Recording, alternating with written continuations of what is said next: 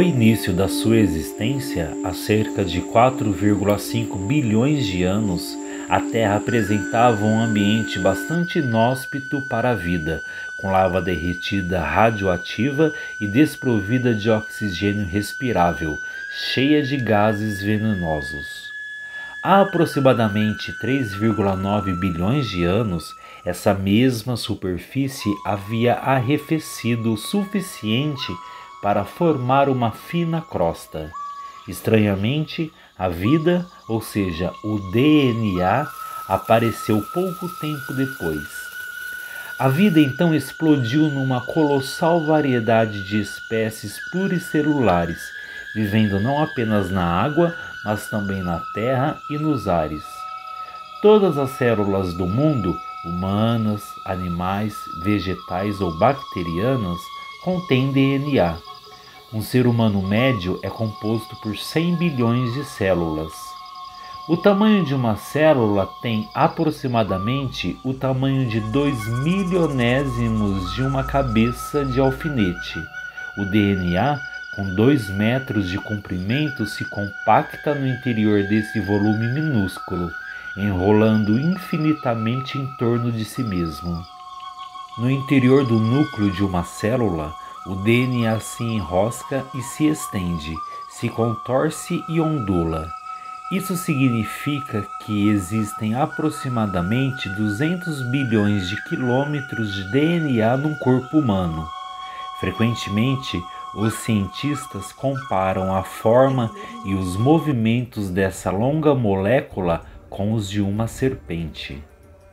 O DNA é o mestre das transformações e as instruções nele contidas são responsáveis pelo ar que respiramos, pela paisagem que vemos e pela espantosa quantidade de seres vivos da qual fazemos parte. Em 4 bilhões de anos, o DNA se desdobrou num número incalculável de espécies, permanecendo rigorosamente o mesmo. Alguns biólogos descrevem o DNA como uma forma antiga e superior de biotecnologia, contendo igual volume de até 100 bilhões de vezes mais informações do que nossos chips informáticos. A cultura ocidental rompeu com a serpente, princípio vital, isto é, com o DNA, desde que adotou um ponto de vista exclusivamente racional. Os outros povos que praticam o que chamamos de xamanismo se comunicam com o DNA. Em seus transes, os xamãs conseguem reduzir sua consciência ao nível molecular. No entanto, a biologia moderna se fundamenta na ideia de que a natureza não tem inteligência nem objetivo, ou seja, não está animada por um espírito algum e nem pode se comunicar. Para ela, o DNA é um simples produto químico.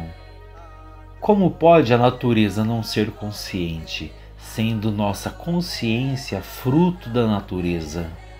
A própria essência do DNA, verdadeira molécula informacional da vida, consiste em ser ao mesmo tempo simples e dupla, como as serpentes mitológicas. O xamanismo, do qual os povos indígenas da Amazônia são os guardiões, representa um acúmulo milenar de saber, no ponto mais biologicamente diversificada da Terra. Tradições xamânicas, que não são uma doutrina, mas sim uma experiência, afirmam que as imagens, as metáforas e as histórias são o melhor meio de se transmitir o saber. E esse saber se dá pelo acesso comunicativo com o DNA após a ingestão do ayahuasca. A vida tem objetivo? Existimos e morremos por alguma razão? Pessoalmente, creio que sim, e acho que a combinação do xamanismo com a biologia abre perspectivas interessantes a essas questões.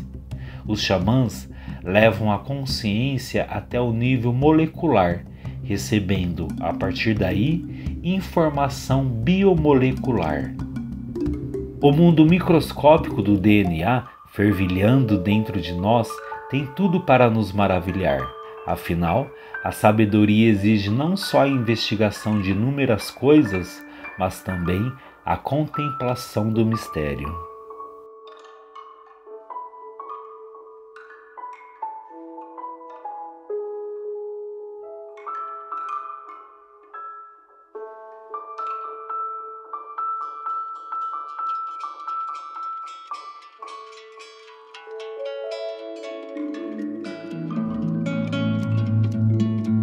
Moinho